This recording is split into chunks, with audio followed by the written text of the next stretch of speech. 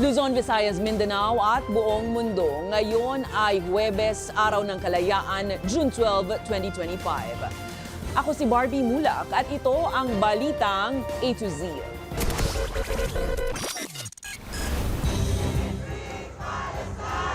Labor groups nagprotesta ngayong Independence Day. Panukalang 200 peso na minimum wage hike, paasa lang, anila.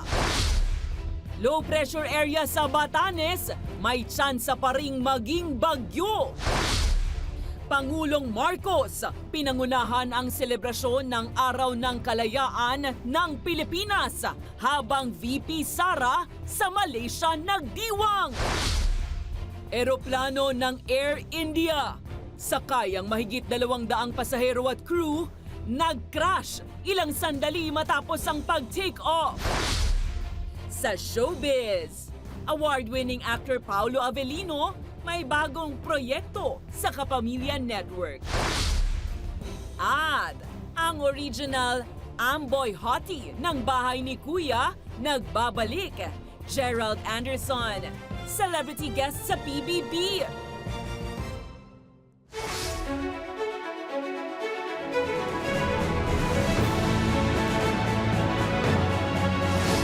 Magandang gabi, pambungad sa ating newscast. Sinabayan ng kilos protesta ng mga manggagawa ang paggunita sa Independence Day para kundinahin ang anilay huwad na kalayaan. Dismayado ang mga manggagawa dahil hindi na umusad ang inaprubahan ng Kamara na 200 peso na minimum wage hike ngayong nag-adjourn na ang Kongreso. Ito ay matapos hindi humantong sa kompromiso ang Kamara at Senado. May balitang A to Z si Ace Cruz.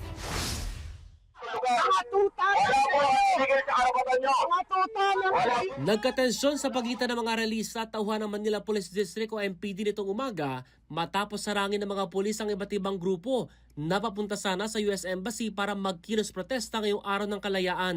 Yung karapatan at kalayaan lagi may kaakibat na responsibilidad. Kabisado na namin yan. Ilang beses na kami nagrarally dito paulit-ulit. Hindi sila pinayagan ng ground commander na makamarcha malapit sa US Embassy kaya't nagsagawa na lang sila ng programa malapit sa National Library. Ilan sa kanilang kinundina ang anilay pagdribol ng Senado at Kamara sa iba't ibang legislative measures kabilang panukalang 200 peso wage hike para sa minimum wage earners o yung mga magagawang kumikita ng 645 pesos kada araw. Ayon sa labor group na kilusang Mayo 1, pinaasa lang ng Kongreso ang pagpasa sa panukalan na hanggang sa pagtatapos ng 19th Congress nitong Miyerkules ay hindi niratipikahan ng Bicameral Conference Committee. Nagkakaroon ng sisihan, pero palagi pong nasasakripisyo ang welfare naming mga manggagawa. So alam nating lahat na hindi na magkakasya ang natatamasang sahod ngayon na 645 sa Metro Manila. Ganun na lang ang panghihinayang ng grupo lalo't ito sana ang kauna-unahang legislated wage hike sa loob ng higit 3 dekada. Malaking bagay din yung yung 200 sa expenses, sir, sa araw-araw na transportation at saka sayang din yun, sir. Para sa Employers Confederation of the Philippines o ECOP, ang mapag-iwanan sa anumang wage hike ay ang mga manggagawa sa informal sector. 90% ng mga workers out of 52 million, wala namang mga employers. Then ang farmers, yung mga fisher folks, mga market vendors, tricycle driver, jeepney, sino magtataas sa sweldo nila? Di aasa sa gobyerno. Silang taon-taon na iiwanan. Mag-refile sa Congress, this coming 20th Congress. Kasi hindi pwedeng mananahimik na lang kami. No? Hindi pwedeng sasabihin na lang sa amin, maghigpit kayo ng sinturon, magtiis na lang kayo. Pag-aaralan ng KMU mga susunod na hakbang sa pagbubukas ng susunod na Kongreso. Para sa Balitang A to Z, Ace Cruz. Isinisisi ng Kamara sa Senado ang nabasurang panukalang wage hike. Ayon kay House of Representatives spokesperson Princess Abante, hindi anya gusto ng Senado na mag-convene ng Bicameral Conference Committee para sana pag-isahin ang bersyon ng dalawang kapulungan. Matatandaang ipinasa ng Senado ang 100 pisong dagdag sa minimum wage sa bansa na anya ay masyado namang mababa para sa mga kongresista na nagpasa ng 200 pesos na wage hike. Let's not sugarcoat it. The Senate killed the 200 peso wage hike bill. Last night was the final session of the 19th Congress. No BICAM, no compromise, no wage hike. And the reason is simple. Ayaw ng Senado makipag-usap. Ang gusto nila, tanggapin na lang ng tao ang 100 pesos nila. Bakit? Bakit binabarya ng Senado ang mga manggagawa?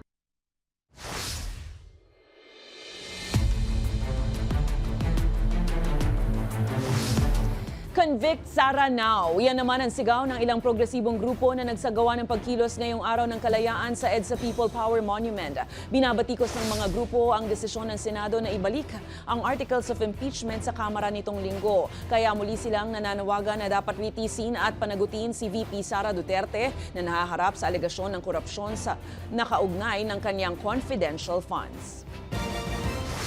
Binabatikos ng Philippine Constitution Association ang pagpapabalik ng Senado sa Kamara sa articles of impeachment laban kay Vice President Sara Duterte. Sa pahayag na nilagdaan ni na PhilConsa Chairman at dating Chief Justice Reynato Puno, malinawaan nila sa mga naging aksyon ang mga isyong konstitusyonal gaya ng grave abuse of discretion, paglabag sa exclusive power ng Kamara at pagpapatagal sa proseso. Dagdag nila, hindi ito dapat hadlangan ng mga procedural na taktika o pansariling interes ng mga partido, lalo't para sa taong bayan ng impeachment para panagutin ang mga opisyal na may sala. Ipinunto rin ng PhilConsa na hindi nawawala ang jurisdiksyon ng Senado bilang impeachment court kahit tumawid ito sa susunod na Kongreso. Babala pa ng grupo, nagmamatsyag ang taong bayan sa galawan ng mga institusyong dapat gumalang sa impeachment process. Ikinababahala ni House Speaker Martin Romualdez ang desisyon ng Senado na isauli sa Kamara ang articles of impeachment. Giit ni Romualdez, constitutional ang impeachment complaint at maninindigan ang Kamara sa kanilang tungkulin. Tiniyak ng Speaker na susunod rin sila sa mga kailangang requirements ng impeachment court pero hindi uurong ang Kamara sa pagtataguyod ng anilay katotohanan at pananagutan. I rise, not in defiance, but with resolve, guided by duty, grounded in principle. The decision of the Senate, sitting as an impeachment court, to return the articles of impeachment is deeply concerning. Iginigiit naman ni Senate President at Impeachment Court Presiding Officer Francis Chiz Escudero na dapat igalang at sundin ng Kamara ang naging desisyon ng impeachment court. Tugon nito ni Escudero sa pagkwestiyon ni Speaker Martin Romualdez sa pagbalik ng articles of impeachment sa Kamara laban kay Vice President Sara Duterte. Paliwanag ng Senate President, naglabas ang impeachment court ng 2 utos. Kabilang narito ang certification na hindi nilabag ng Kamara ang 1-year ban at manifestation ng 20th Congress kung itutuloy pa ang impeachment. Matatandaang bago mag-adjourn, inaprubahan ng Kamara ang Resolution 2346 na nagpapatunay na sumunod sila sa konstitusyon sa pagpapasa ng impeachment noong Pebrero.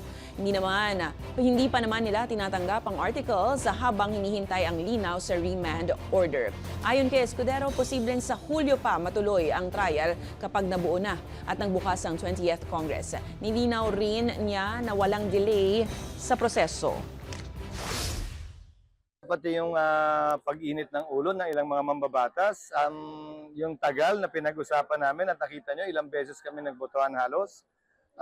Pwede nilang sabihin kung anong nais nilang sabihin pero wala kaming tinago at wala kaming kinubli. Kaya yun ang sinasabi ko din, di ba? Balikan natin.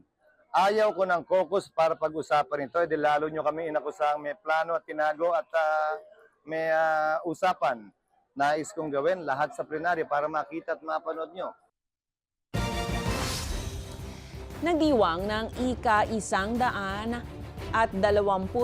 araw ng kalayaan ng Pilipinas si Vice President Sara Duterte sa Kuala Lumpur sa Malaysia. Sa isang video message, binigyang diin ng Vice Presidente ang kahalagahan ng tungkuling bantayan ang kalayaang tinatamasa sa lahat ng panahon. Dagdag niya, huwag isuko ang kalayaan sa mga walang malasakit at sa mga mamamayan at bayan. Dumalo naman at nakiisa ang ilang OFW sa event ni VP Sara kung saan muling nagpasaring ang ikalawang Pangulo saan niya ay ginawang pagsuko ng pamahalaan sa kanyang ama na si dating Pangulong Rodrigo Roa Duterte. It is unthinkable for a government to surrender its citizen to a foreign power. Pero sa Pilipinas, napakadali. na ibigay ninyo ang inyong former head of state. Kaya ako man ay kahit hindi anak, kahit sabihin na lang natin karaniwang mamamayan, nahihiya ako sa ginawa natin sa ating dating Pangulo.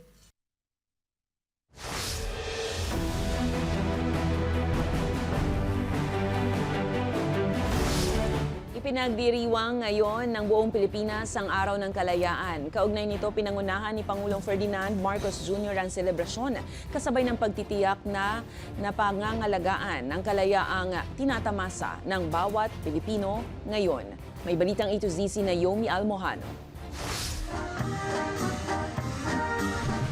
Mula sa seremonya ng parangal, pagtataas ng bandila ng Pilipinas, panunumpa sa watawat ng bansa, hanggang sa pag-aalay ng bulaklak sa monumento ng pambansang bayani na si Dr. Jose Rizal. Higit sa pagiging holiday ang araw na ito, June 12. Higit pa sa pagkakataong makapahinga ang marami, na karamihan naman ay walang pasok.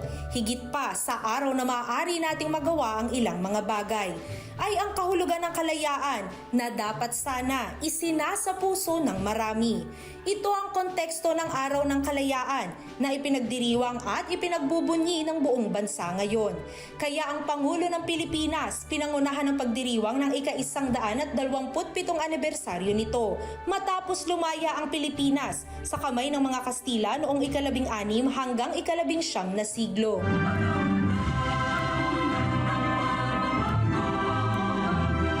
Kasama rin ng Pangulo ang First Family at iba pang kawani ng gobyerno sa pagbibigay pugay sa mga bayaning nagpalaya sa bansa mula sa mga mananakop. Binigyang diin din ng Pangulo ang totoong pangangailangan ng mga Pilipino sa panahon ngayon. Aniya, pagiging manhid dito ang pangunahing kalaban ng kalayaang ating tinatamasa. Manhid sa hinain ng taong bayan, manhid sa kalagayan ng ating kapwa, manhid sa kapakanan ng ating bansa. Tayong mga kagawad ng pamahalaan, mga tagapagmana ng kalayaan, huwag nating sayangin ang pagkakataon at tiwalang ipinagkaloob sa atin. Ayon pa sa Pangulo, pananagutan ang isinisigaw ng sambayanan ngayon matapos ang mga isyong gumagambala sa bansa. Kaya ang solusyon aniya, pagpapaginhawa sa buhay ng mga Pilipino dahil tunay na pagkilos at serbisyo ang kanilang kailangan. Pananagutan natin hindi lang ang mga umaabuso sa tungkulin, maging ang mga nagkukulang sa paglilingkod.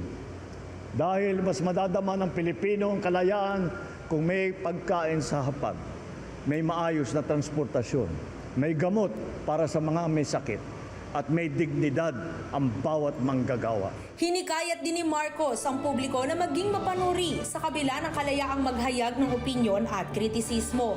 Aniya, ang totoong salot sa kalayaan ay iyong nagpapakalat ng mga maling impormasyon. Ang mga kasinungalingan walang hangganan, mga balitang walang katotohanan at maling impormasyon, ito ang mga salot sa ating kalayaan. Para pa sa Pangulo, piliing maging tapat kahit walang nakakakita, manindigan laban sa pagkakamali, at magkaisa sa kabila ng mga pagkakaiba.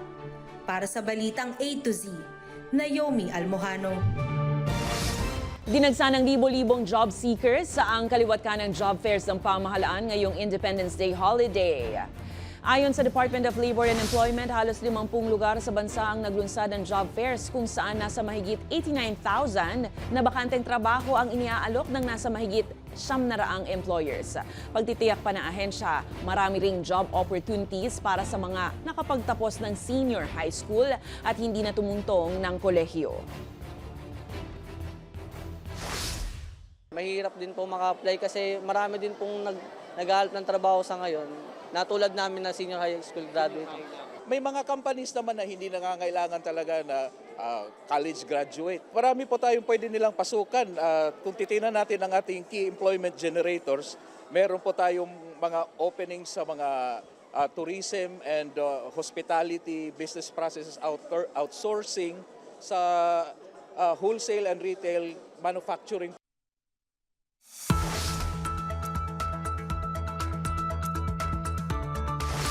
Heads up po mga ka-A to Z, isa ng ganap na bagyo ang binabantayang sama ng panahon sa Northern Luzon. Dito ngang alas 8 ng gabi, inanunsyo ng Pag-asa na idineklara na bilang lumakas pa ang LPA dyan sa May Batanes area. Ito po ang unang bagyo ng taong 2025. Isa na itong tropical depression o mahinang bagyo na pinangalan ng Auring.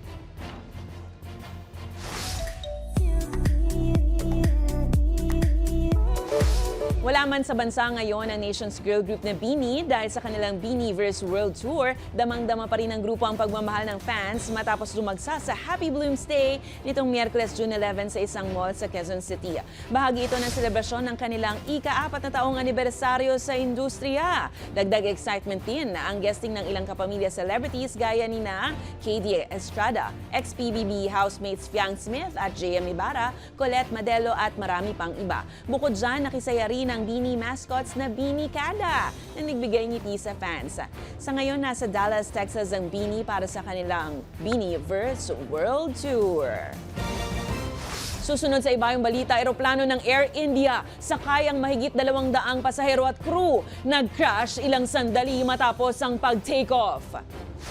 At sa showbiz, PBB host Tony Gonzaga, Bianca Gonzalez at Mariel Padilla reunited sa isang selebrasyon. Abangan ang kumpletong ulat sa pagbabalik ng Balitang A to Z.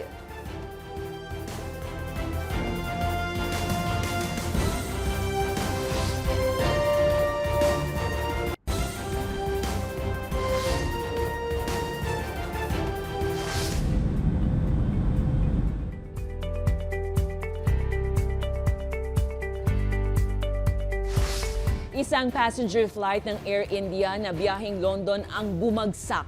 5 minuto lang matapos itong mag-take off sa Ahmedabad City, India ngayong June 12. Sa post ng netizens online, kita ang videos ng mababang paglipad ng eroplano. Ilang segundo bago ito tuluyang sumalpok sa isang residential area malapit lang mismo sa paliparan. Agad nagliyab ang eroplano sa pagbagsak nito at nang iwan ng makapal na itim na usok. Ayon sa air traffic control ng paliparan, nakapag-mayday pa ang naturang eroplano bago nawalan ng signal at komunikasyon. Sakay ng flight AI-171 ang 242 passengers at crew members. Karamihan sa kanila ay Indian nationals, habang mayroon ding mga Briton, Canadian at Portuguese. Iniimbitahan naman o iniimbestigahan naman na ng mga otoridad ang naging sanhi ng pagbagsak ng naturang Boeing 7878 Dreamliner na ayon sa aviation tracking site na Flight Radar 24 ay isa sa pinakamodernong passenger aircraft sa industriya ngayon. Inanunsyo ng Vatican ang unang pagtalaga ng Chinese bishop sa ilalim ni Pope Leo XIV, isang palatandaan ng suporta ng bagong Santo Papa sa kontrobersyal na kasunduan ng Simbahang Katolika at Beijing. Itinalaga si Joseph Lin Yuntuan bilang auxiliary bishop ng Fuzhou sa Fujian Province June 5. Ayon sa Vatican, isang mahalagang hakbang ito sa patuloy na dialogo ng Holy See at Chinese authorities. Matatandaan 2018 pa nang iproseso ang kasunduan na magbibigay sa magkabilang panig ng karapatang magpangalan ng mga obispo.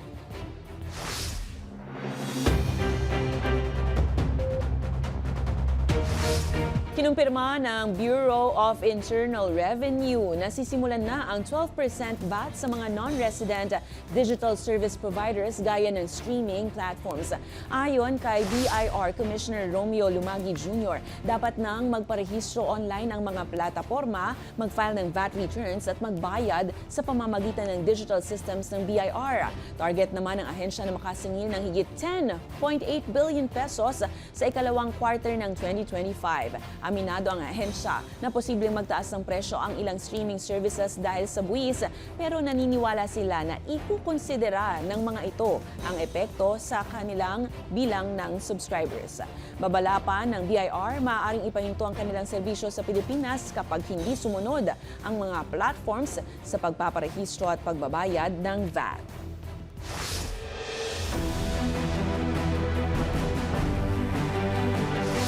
Pinasinayaan ng Armed Forces of the Philippines ang BRP Raha Sulaiman, ang kauna-unahang offshore patrol vessel ng bansa mula sa Ulsan, South Korea, isang araw bago ang selebrasyon ng Araw ng Kalayaan. Dumalo sa launching si AFP Chief of Staff General Romeo Browner Jr. at mga opisyal ng Hyundai Heavy Industries. Ayon sa AFP, patunay ito ng matibay na ugnayan ng Pilipinas at South Korea para sa mas pinalakas na depensa at maritime security. Para naman kay Browner, hindi lang ito bagong barko, kundi isang matibay na pahayag ng pangako sa pagtatanggol ng soberanya. Ipinangalan ang barko sa isang matapang na pinunong Pilipino na lumaban sa dayuhang mananakop noong pre-colonial na panahon. Kasabay ng paggunita ng Araw ng Kalayaan, pinangunahan ni Pangulong Marcos at First Lady Liza Araneta Marcos sa Malacanang ang tradisyonal na Vin d'Honneur o Wine of Honor. Dumalo sa naturang event ang iba't ibang matataas na opisyal ng gobyerno at pribadong sektor. Kabilang dyan si Chinese Ambassador to the Philippines Wang Shilian. Absent naman si Vice President Sara Duterte sa event na nasa Malaysia ngayon.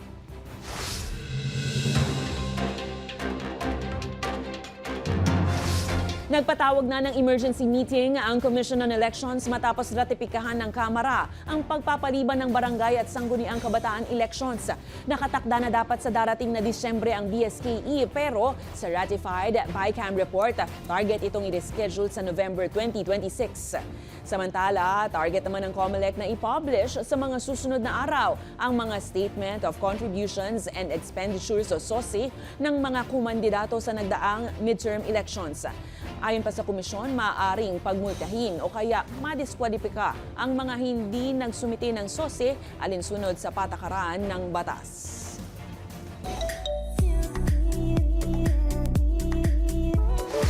Reunited, former Pinoy Big Brother host Tony Gonzaga, Mariel Padilla at current host nito na si Bianca Gonzalez. Nagkita-kita para sa isang selebrasyon. Sa IG shared post ni Mariel, nag-get together ang tatlo para ipagdiwang ang kanilang mga buhay at 40s era. Kahalintulad noon ng Charlie's Angels ang nabuong samahan ni Tony, Mariel at Bianca sa pagbabantay sa iba't ibang batch ng housemates na pumasok sa bahay ng paboritong ng lahat ang PBB. Sa ngayon ay 42-year-old na si Bianca, habang 41 naman na si Tony at si Mariel na lumalabas na kanilang bunso ay kakatungtong lang sa edad na 40. Sa aming pagbabalik sa showbiz, award-winning actor Paolo Avellino may bagong proyekto sa Kapamilya Network. At original Amboy hottie ng bahay ni Kuya nagbabalik, Gerald Anderson, celebrity guest sa PBB. Manatiling nakatuto, kayo ay nanonood ng Balitang A to Z.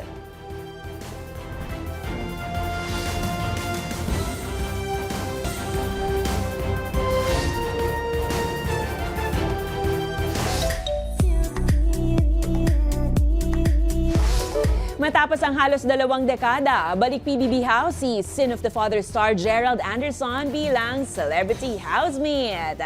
At Paolo Avellino may bagong proyekto naman sa Kapamilya Network. Makichika sa Balitang A to Z Showbiz ni Lane Garcia. May nagbabalik sa bahay ni Kuya after 19 years. Yan ay walang iba kundi ang tinaguriang Amboy hottie, the one and only Gerald Anderson. Kaya naman tila na-excite ang lahat sa pagre-reveal nga na si Gerald Anderson ang celebrity guest ngayon sa PBB House. Ang daming ganap talaga sa bahay ni Kuya at bigatin rin ng mga celebrities na nagiging guest housemate. Maaalalang dating ex-housemate si Gerald Anderson sa first edition ng PBB Teens kung saan unang nakasama niya si Kim Chiu na ipinanghal bilang big winner at kanyang naging ka-love team sa pagpasok sa industriya ng showbiz. Ano kaya ang task ni Gerald bilang celebrity guest? Abangan yan sa Pinoy Big Brother Celebrity Collab Edition. Samantala, Paolo Avellino is cooking something new. Abangers na ang mga fans ng award-winning actor na si Paolo Avellino sa kanyang next project sa Kapamilya Network. Nakatakdang bumida si Paulo sa isang kaabang-abang na teleserye ng ABS-CBN. Mula sa kanyang husay sa pag-arte at misteryosong aura na kinakiligan ng fans, patuloy na bibigyang buhay ni Paulo ang karakter sa nilulutong serye. Maaalalang kamakailan lamang nang pumirma ng kontrata ang aktor sa Star Magic. Patunay na certified kapamilya pa rin si Paulo. Habang sa usaping bagong upcoming project, si Kim Chiu pa rin kaya ang leading lady ni Paulo? Well, abangan na lang natin. Para sa balitang A to Z Showbiz, Lane Garcia. Kung kayo ay may kwentong kakaiba, mga kwento ng pag-ibig o storya ng inspirasyon at pag-asa, maaari itong ibahagi. Sumali sa ating Facebook group na Balitang A to Z. Panoorin ang replay ng ating programa at sundan ang ating social media pages. Hanapin ang Balitang A to Z. Ang ating pabaong quote of the night ngayong araw ng kalayaan ay mula sa dating constitutional advisor at kalaunan ay naging punong ministro ng Revolutionary Government ng Pilipinas na si Apolinario Mabini. Ayon kay Mabini, ang isang bayan ay hindi nakakakamit ng kalayaan at kasarinlan kung hindi nito gagamitin ang angkin nitong karapatan upang ipaglaban ang sarili mula sa mga manlulupig. At yan po ang mga balita at impormasyon, mga kwentong may dalang inspirasyon na tinutukan ng Balitang A to Z. Ako po si Barbie Mulak, maging maalam, makialam. Magandang gabi sa iyo, Pilipinas!